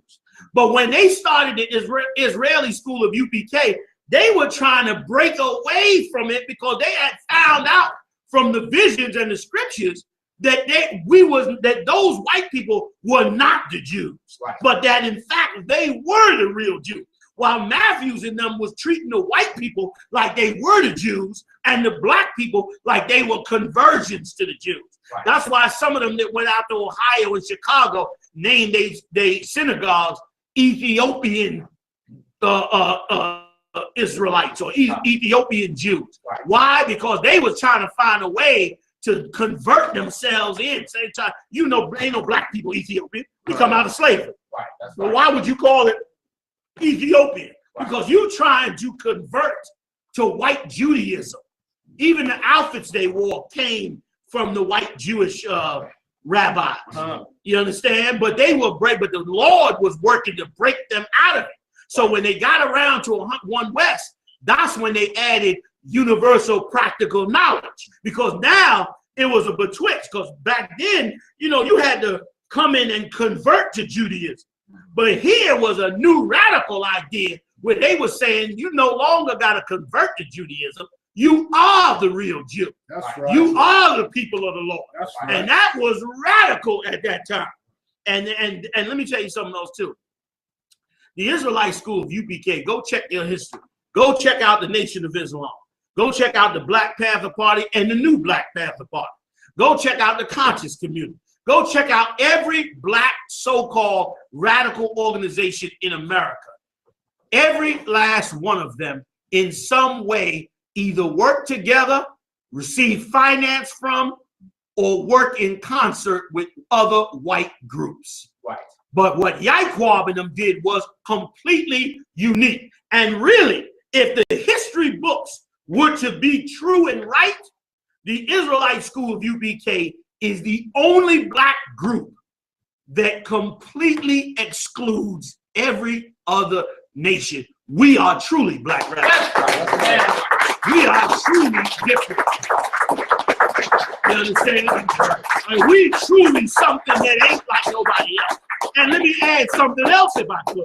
It wasn't until the Lord showed Ariah, Yaquab, and Masha, Yaquab, and Ariah this truth, that the word of being an Israelite even got spread. Right. Like all these Israelite synagogues been around all over the country. But why is it didn't get spread like a wildfire until these radical, real prophets came up? Like prophets do. Prophets don't come up soft. Scripture tell you that. Right. They come up rough. And them brothers was on a different vibe. And then Ariah and them came out, brother. And that's when we start hitting them streets. And they start taking the game out. And brother, before you know it, then the whole world, whenever you mention now an Israelite, the first thing out of people's mouth is, you talking about them guys on the street? Because now everybody look at an Israelite as us. But them groups, wasn't like that. And them groups later on, they began to become black Israelites. Because they wasn't black Israelites before. They was black Jewish synagogues. Right. That's what they was. They wasn't anti-white. Right. They was just black people following white Jewish tradition. It wasn't until the UPK at 1 West did the game change out. Right. Because that's when the Lord raised them prophets up. So, brother, let me tell you something.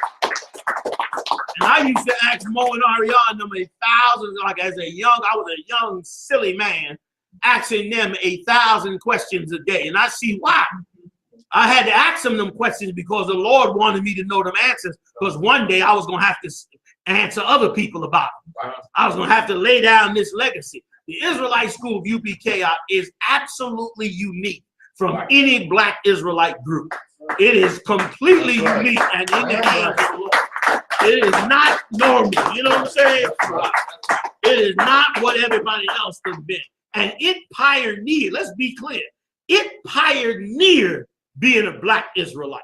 Because before that, it was black Jewish. You know what I mean? Even when we started, again, Yaquab and them named it the Israeli school because Israeli was from the white Jew. Let's make it clear. Matthews did not raise up Bivens. Bivens joined them, but he could not stay with them for that same reason. And then a ton of groups came out of them, and all of them today, damn near all of them love white people. Some of them got a little radical, little blackness on them. But the majority of them, brother, all will accept white conversions to Judaism. When you can't, there's no such thing as converting to Judaism. That's right. Either you of the bloodline or you not. The strangers that the Bible talking about in the law ain't talking about heathens. That's right. The strangers is talking about is our people. In the New Testament, a lot of you get mixed up. That's why people was killing them people in them Christian groups back in the 70s, because they would read the Bible where Paul said a woman must entertain strangers. Y'all know the scripture. Say, have she entertained strangers? Right. So she bringing in people in her house off the street, and they killing her in the damn house because she think that means strangers, like strangers of today. When Paul say she must entertain strangers, he's talking about Israelites that live in other parts of the country that come to that city, and they are stranger to that city. And I mean, now she's supposed to be a sister under either her man or the priest, and then she put them brothers up. Like brothers do. Passover come around. High holy days come around. Brothers come in from out of town. Sisters put them up. That's the stranger. The stranger ain't, Tom Blow walking up the damn street. That's not what it's talking about. And in the Old Testament, where it says stranger, it ain't talking about no heathen. I don't went on a whole ass about when it's talking about stranger, it ain't talking about no other nation. Okay, y'all. Once again, the UPK where it started. You ain't got to go to know. Just ask me. I know I got all the answers. Every last one. You understand? You ain't got to worry. All this speculation. All this old speculation. Which there ain't nothing to speculate about. I was there. I was sitting right there under Marsha and them feet. Marsha and them be sitting there holding counsel. I was sitting on the floor right there. on the edge of the podium while they holding counsel, breaking down everything that got to go on in the truth. Okay, so it ain't. I was sitting in Yaquab's classes back in the 80s. Okay, when Yaqub using the little chalkboard, I was in them classes. I saw everything that went on, and that is not true. We come out of our Bibbin school where we went into 1 West 125th Street, and the vision did not come to Bivens. That's right. The vision came to RER, and like a good servant of the Lord, Bivens took the vision and spread it, made the t-shirts, put it on covers of pamphlets, started teaching it on the street, and they went on for years until Yeshaya and Shaw and Kazak and Lahab came in. And then they went on for years with it until we came in, myself, Aria Allah, Crazy Tahar, Yashawan. All of us came in afterwards, and tons of brothers with us. Then it went, forget about it, global, all over the place. And now all you got now is cats out there trying to pretend like they know our history better than us. Right. No, you don't know our history better than us. Like I said, I was there. I'm from New York. I was in Harlem. I sat on the old wooden chairs at 1 West 125th Street. Wear your behind out after 3 hours. The classes back then was 7 to 10. Not like y'all got 7 to 9. You 7 to 10, 3 hours a night, okay? And you had to be in there every night, okay? So that's how it went down. That's the legacy of 1 West 125th Street. The vision is real. And let me say this. Anybody that try to deny the vision, listen, regardless of what they think about RER, once again, I was there when RER did nigh onto miracles, brother, in this work of the Lord. RER and Mo and them pioneered being an Israelite across the world. Don't you know, back in the 60s, the Muslims was the biggest black organization in America. Okay, the damn government was spying on them. They were so scared of them. Right. CIA and FBI was so scared of them. That's how big they was. You didn't know nothing about no Hebrew Israelite. Mo and RER and them had to dig it out from the ground with them records and battle this truth all the way up into the 80s. From the 60s, they had to do that. And then from the 80s, got a little bit of help from Yeshaya, Shah, Kazak, and Lahar, who then took the ball, you know what I'm saying, and pushed it up, went into the archaeology, went into the flying saucers, went into the whole military breakdown, went into all of that. And they helped build and foster it up until the 90s, to the early 80s, when we came in, when we didn't flourish really to the late 80s. We were basically in class and young brothers for 2 or 3 years, maybe 4 years.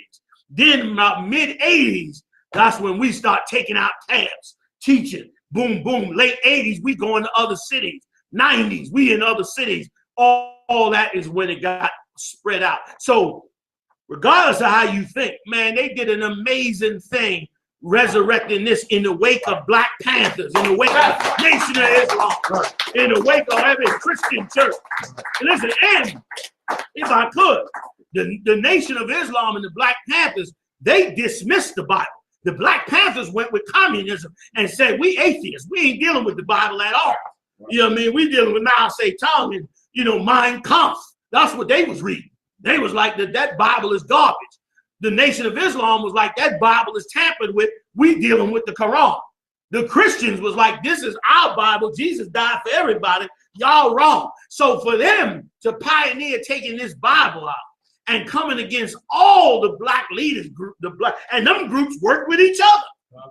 But for them brothers to take this knowledge that is in direct opposition to every black leadership group and to pioneer and battle it on the street is only an act of the Most High. That's right. And now the Israelites, we like unstoppable. That's right. We unstoppable. That's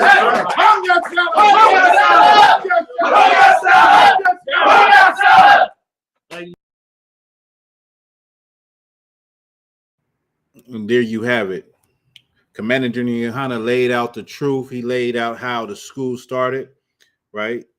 And that is a brief history on the Israelite School of Universal Practical Knowledge, right? And this truth is not going to stop. This truth ain't going to stop.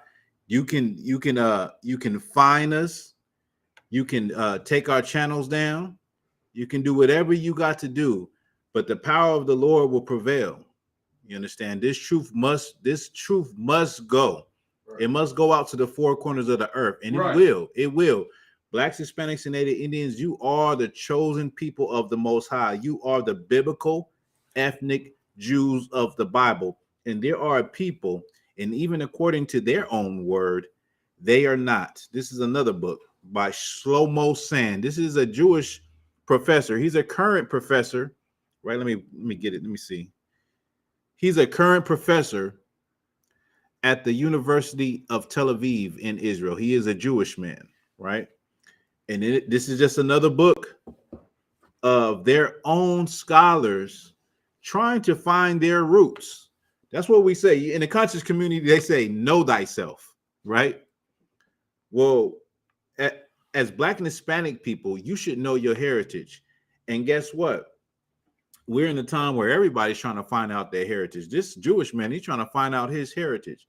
And he's finding out that they're not connected to the biblical ethnic Jews or the Israelites of the Bible.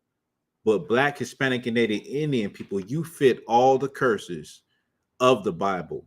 And listen, who else would be God's chosen people other than you? Because you're the people that rejected the most. Just like your forefathers in the Bible, they rejected being told that they were God's chosen people. They rejected it so much that they killed Christ over it. They killed, like, if Christ was saying that he loved everyone, everyone would have loved him. Like when we go out in the streets, and if we were teaching Christianity and we were saying you got to love everyone and everybody is going to be in the kingdom of heaven, well, people wouldn't throw cigarette butts at us. People wouldn't throw bottles and money from roofs at us. Right. People wouldn't spit at us, right? But that's not what we say. We say that God's chosen people are Blacks, Hispanics, and Native Indians, the people that are thrown away by this society. You are the greatest people on the planet Earth. And our people argue with us the most over this. Our people think that everybody is supposed to be loved and embraced. And they think that we are radical, revolutionary, angry Black and Hispanic men, and something is wrong with us because we're yelling on the street corner. But all of that yelling and all of that prophesying is going to pay off. And we're seeing it pay off right now. So this is a time for Blacks and Hispanics, and not just brothers. You have an opportunity as, even if you're not a priest and prophet of the Lord, but you're in this truth, you have an opportunity, right? With what's going on in the earth, to find yourself with somebody, say at work or a family member, to explain to them what is the big issue. It is not because these brothers are anti-Semitic. It's because this truth is pouring out its spirit into the earth, and people are waking up, and people are researching, and information is available everywhere.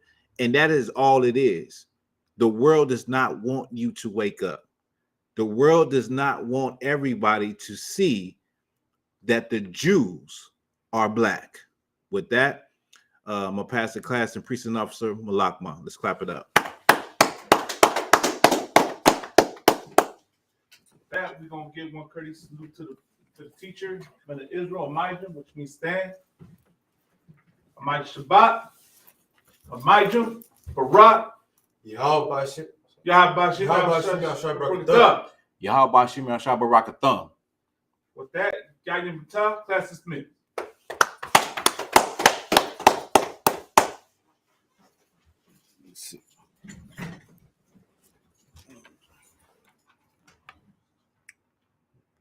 We're gonna play a video on the out.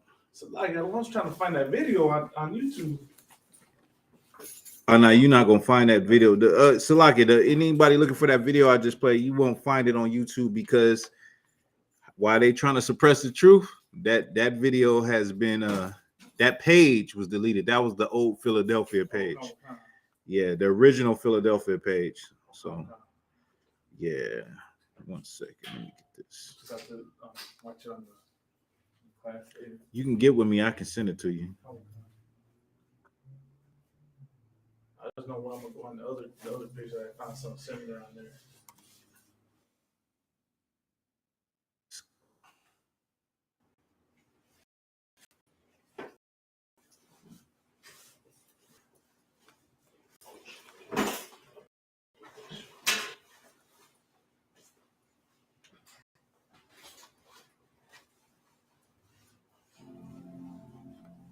You understand? I can respect you. You understand? They killed, give me Isaiah 14 and 21. They did the same thing to my people. So you said that they put millions of my houses. Yes, you said. Should a murderer go to jail for murdering? Absolutely. Should a thief go to jail when he steals? Absolutely. Should a robber pay back the money he robbed? Absolutely. So why did the white man pay for what he did? That's right. That's right. You see just how it feels. Baby is a dog. Dog is a dog. Payback is a dog. Dog is a dog. Payback is a dog. Dog is a dog. Payback is a dog. Dog is a dog. I'm in a hell of a hole, was never expected to grow. Just obstacles set in the road, that a result of me selling my soul. The story I'm telling is cold, but yet it's what everyone knows. The white man's the devil is known. America was never our home, only a place of captivity. Facility hating disfigure me. The end of them lazy be killing me. Maybe this slavery draining my energy. 400 years and counting. The trail of my tears is countless. Main fact of them here is astounding, but I can't wait till this shit is surrounded. Ready to tangle my king and the angel, be ready to rap. Crack in the sky. Nuclear missiles will make it official. I'm capturing every cracker surviving. Put them all in chains where they need to be. Slavery for me. And let the whole world see that with them in the cage and safer in the streets. Put the dog on a leash. Get resolved for the beast. 144, get the ruler show, we could all be at peace. As soon as the trumpets are sound, your kingdom we busting it down. The only way justice is found, the time for your judgment is now. You see just how it feels. Payback is a dog. Dog is a dog. Payback is a dog. Dog is a dog.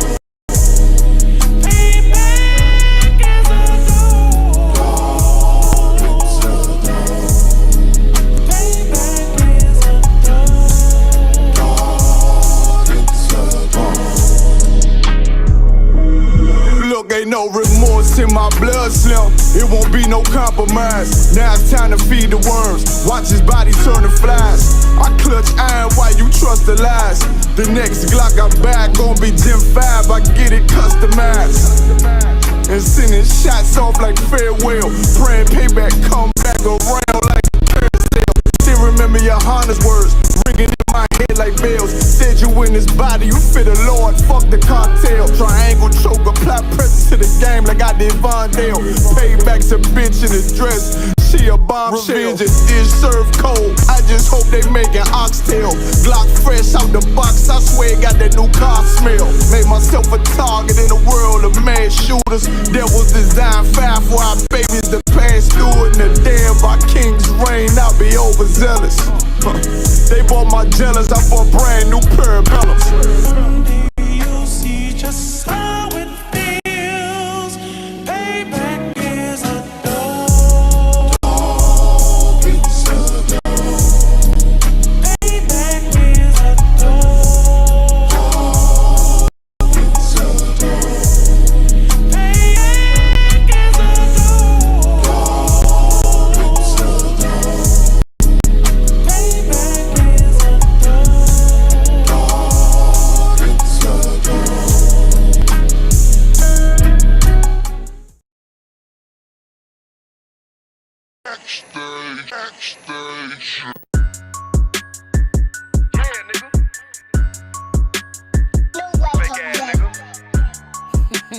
You ain't no Israelite, bitch, you a gospelite, bitch.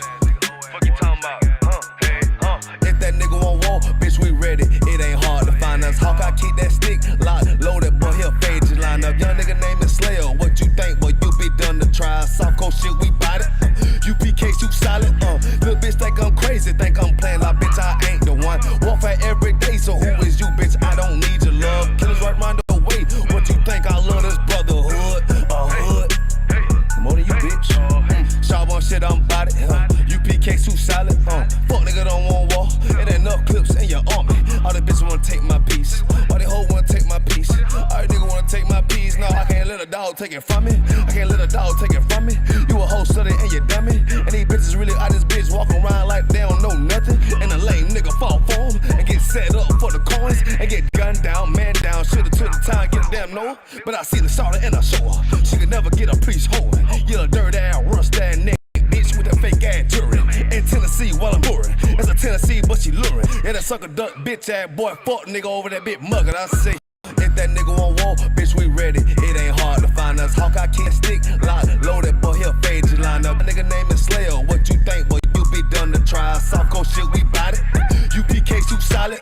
Little bitch think I'm crazy, think I'm playing like bitch, I ain't the one. Walk for every day, so who is you, bitch? I don't need your love. Killers right round the way. What you think? I love this brotherhood. Hood. More than you, bitch. You a lame nigga down to me. Eat candy, but I'm sucker free. You a little nigga, ain't nothing to me. Base up, boy, I fit a beat. Yeah, AR-223. Draco with a magazine. Yeah, that clip look like limousine. I shoot your ass in the spleen. Boy, I bust your ass in the temple. We debating by the temple. Tell the truth, boy, you's a victim. And you scoring them off like a lizard. Nigga walk down my road. Why does nigga come down my road?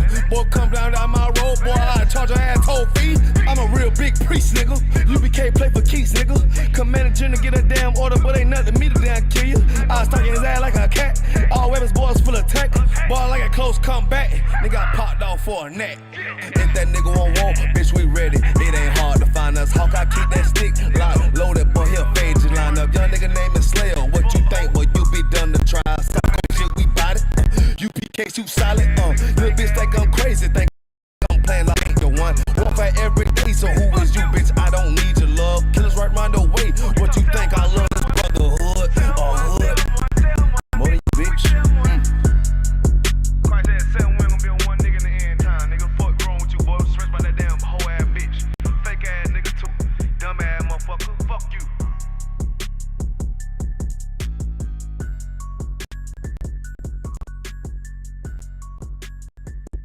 I like this shit. I can't.